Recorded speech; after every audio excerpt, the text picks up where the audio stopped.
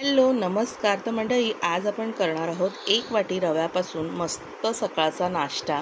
हा नाश्ता तुम्ही एकदा कराल तर तुमच्या मुलांपासून मोठ्यांपर्यंत सर्वांनाच हा नाश्ता आवडणार आहे। तर चला सुरुवात करूया रेसिपीला। सर्वप्रथम कढईमध्ये 2 वाटी पाणी घ्यायचं आहे। यामध्ये अर्धा चमचा चिली फ्लेक्स घालायचा आहे। जर तुमच्या घरात लहान मुलं असतील तर चिली फ्लेक्स तुम्ही स्किप देखील करू शकता। त्यानंतर चवीनुसार मीठ आणि 2 चमचे तेल घालून पाण्याला मस्त दणदणून उकळी आणून घ्यायची आहे।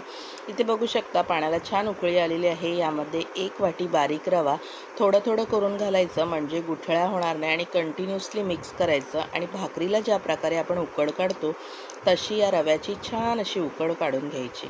इथे बघू शकता आपली मस्त अशी उकड तयार झालेली आहे। आता ही उकड आपण एका प्लेटमध्ये काढून घेणार आहोत आणि थोडंसं थंड होऊ द्यायचं आणि नंतर थोडा तेलाचा हात घ्यायचा आणि मस्त असं हा जो रवा आहे हा व्यवस्थित मळून घ्यायचा।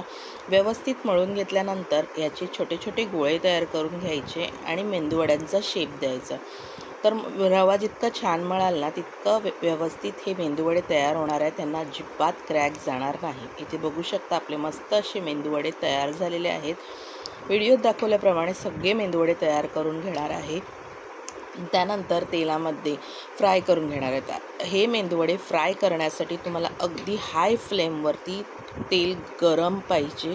तेल व्यवस्थित गरम असेल तर मेंदूवडे अजिबात तेल खेचणार नाहीत आणि मस्त कुरकुरीत असे आपले मेंदूवडे तयार होतात। अगदी 10 मिनिटात ही रेसिपी तयार होते।